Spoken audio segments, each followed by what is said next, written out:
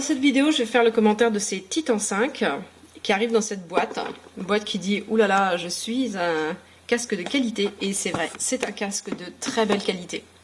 Alors il arrive avec un petit papier de garantie qui est en anglais, un petit clip, un adaptateur jack doré.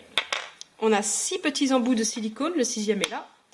On a les petits ailerons de maintien. Franchement, le casque tient très très bien. J'ai pas eu besoin de m'en servir, mais ça ajoute un petit confort un petit peu partout.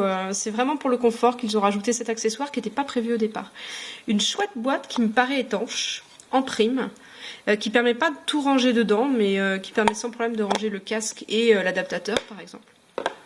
Alors au niveau du casque, on a une prise en L mini jack doré.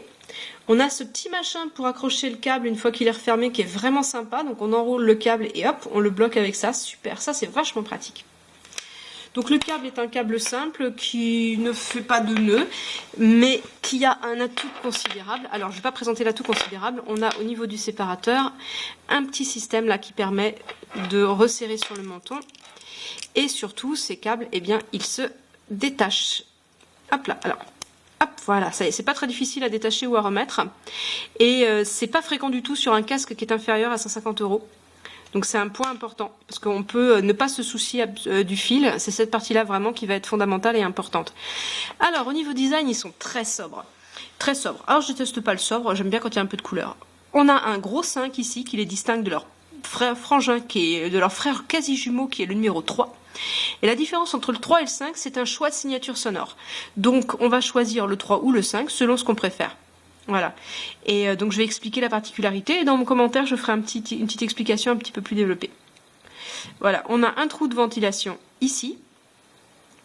Et hop, voilà, l'endroit d'où sort le son. C'est tout en métal et vraiment sobre. Alors, on va passer à la partie la plus importante qui est le son de ces Titan 5. La particularité du numéro 5 par rapport au numéro 3, c'est qu'on a un léger renforcement des basses, mais pas n'importe lesquelles, c'est-à-dire plutôt les basses moyennes plutôt que les basses profondes.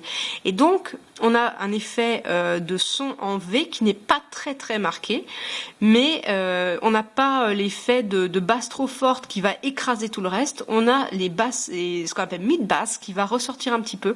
Ça donne quelque chose de très agréable, surtout que le son a une très belle profondeur.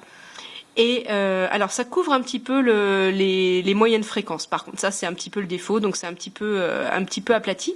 Et les sons aigus ressortent bien. Par contre, je l'ai trouvé un peu faiblard sur les sons très hauts, où là il y a un côté déplaisant. Je l'ai essayé avec pour donner une petite explication.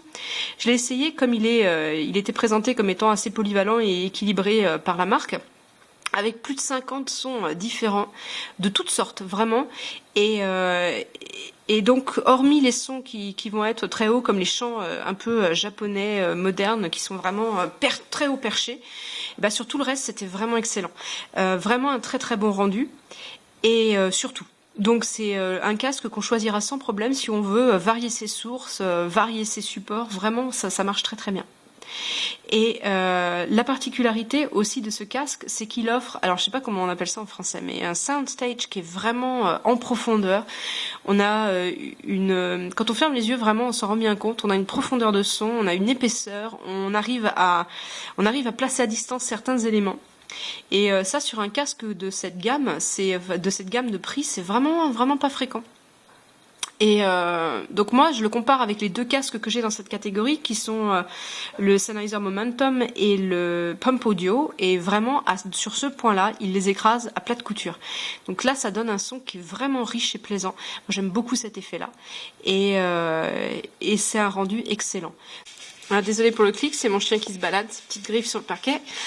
Donc, on choisira les 5 quand on veut quelque chose qui est bien péchu, parce que franchement, ils sont bien péchus. Et on choisira le 3 si on cherche quelque chose qui est plus respectueux des moyennes fréquences et des hautes fréquences.